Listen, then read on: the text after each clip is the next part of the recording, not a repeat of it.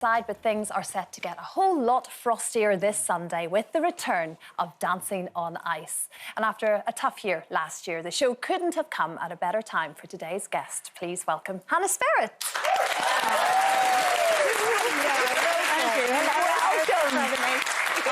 Hannah, you are a braver woman than me, because Dancing on Ice, for me, is probably the scariest show to do live on television. There's literally blades on the ice, and the ice is rock hard. Not to put you off in any way. It's your easy way in. Not to put you off, but I have huge admiration for you, because there's a lot. It's a big experience. It's a lot, yeah, and yeah, it's harder than I initially thought it would be. You know, when they first kind of went through the schedule, they were like, oh yeah, you know, we need you 2 hours on the ice every day, 5 days a week, kind of thing. And I was like, oh, that's easy. But there's so much surrounding that. And with your little muscles that have been asleep for so long. They get woken up, and then all the next. Use some massage. Massage myself all the time. But it's good fun. But it's all kicking off on Sunday, like we say, and you get a little bit of sort of prep time. All the couples do, because it isn't like Strictly, where you also get a bit of prep, but this is for your own safety. Oh yeah, it's required. Yes. Sorry, I've got a hair. Safety is the most important thing, and things have nearly happened already. So yeah, it's a dangerous. Well, as you know, Nadia. I think it's harder. It hurts more than when you hit the pavement. Somehow it's harder than concrete. The pain is because it's cold. No, I don't know. It's just What did you hurt when you fell? Everything, but I only fell over once because I never held his I never left his hand again. And I went out in the first week. I'm the same, though. I clutch on like a little koala. Yeah. It's very scary. It is. But like you say, incredibly challenging physically, which is great.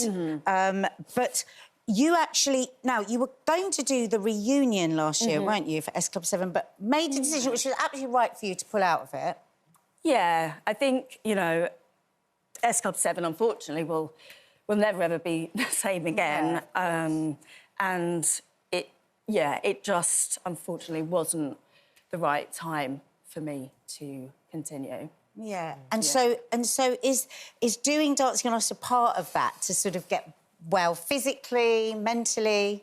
Yeah, I mean, I didn't know that, obviously, I was going to be doing it at that time. And, yeah, my health was it was struggling a little bit with different symptoms, and I went to see this doctor who actually put me onto this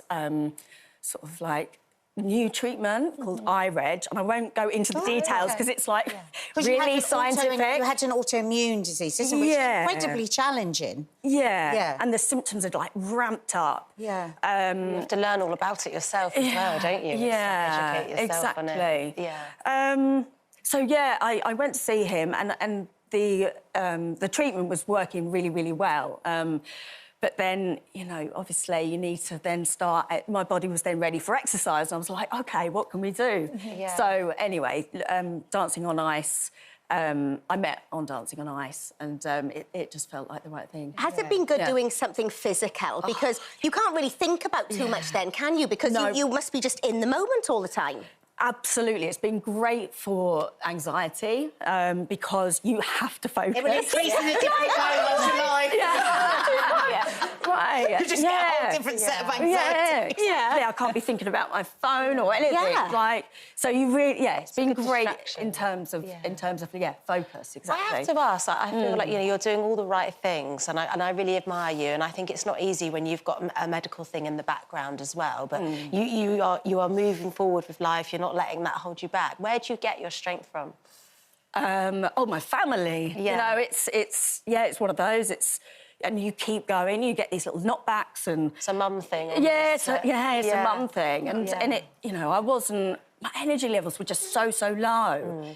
And I just, you know what it's like. It's like you're not being the best of what you can be. Which is OK sometimes. Which is also OK, because also, even doing the show, it's like...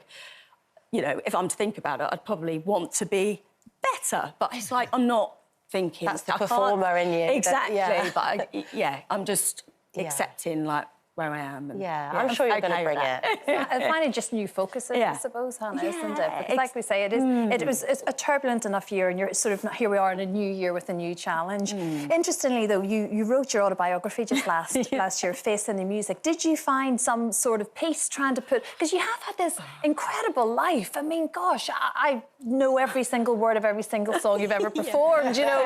Like, you know, we all grew up absolutely loving you, and we've sort of been a tiny part of your life without actually knowing you, but you managed to put it all within this book. It was tough doing the book because it all came... Sorry, I've got to dry my mouth. Oh, lovely, thank you.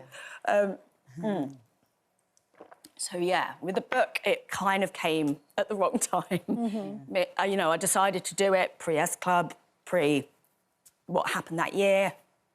And, it just wasn't what I anticipated writing about. I did think about not doing it. But again, you just don't want to... When you set yourself these challenges, you just don't want to give up, do you? You just think, oh, if I keep going, it'll probably... But, it was hard to kind of keep going back and back and back and revisiting stuff. You're very resilient, though, I think. Yeah, I really do, because, like you said, it's very personal, isn't it? And then there's the stage of writing it, and then there's the next stage of knowing it's going out to all these people you've never met. You know, it's story sharing, something so intimate, you know. It's giving away a little bit of yourself, isn't it? What do your little ones think about you taking to the ice? Oh, my goodness. Well, they don't quite understand it yet. Not yet, So a couple of mornings ago, they were actually quite sad and went, Mummy, we don't want you to go to ice skating anymore. But only because it means it's separating us. Once they start seeing sparkly costumes from this weekend, they'll be there. And then they're going to come watch. Yes, and then they'll be part of it. Yeah. So it'll be completely different. Yeah. God, my kids 10 years later are still saying, oh, God, it's still so cringe.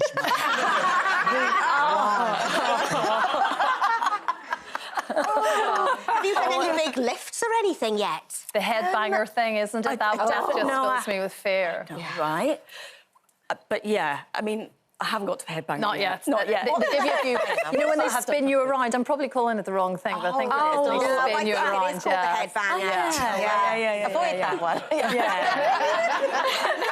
But I've got a couple of lifts in my first Have you already? routine. Wow. So, but we put, like, lifts into the routine quite early off ice, but obviously it's so different on ice. But it's something that I was quite sort of up for trying. You're brave. Yeah. You're really brave. Well, I can't wait to watch you. Oh, Hannah, but it's absolutely nerve-wracking. So nerve-wracking. You know the feeling, Hannah, have a brilliant time. Oh, have a great first show, of course, as well. Thank you. Sunday, yes, of course we you. will. Sunday, 6:30, ITV1 Dancing Ice. Hannah, wonderful to see you. The book's out there and everything else. Good luck with everything. We'll all be watching and wishing you the best. Thank you.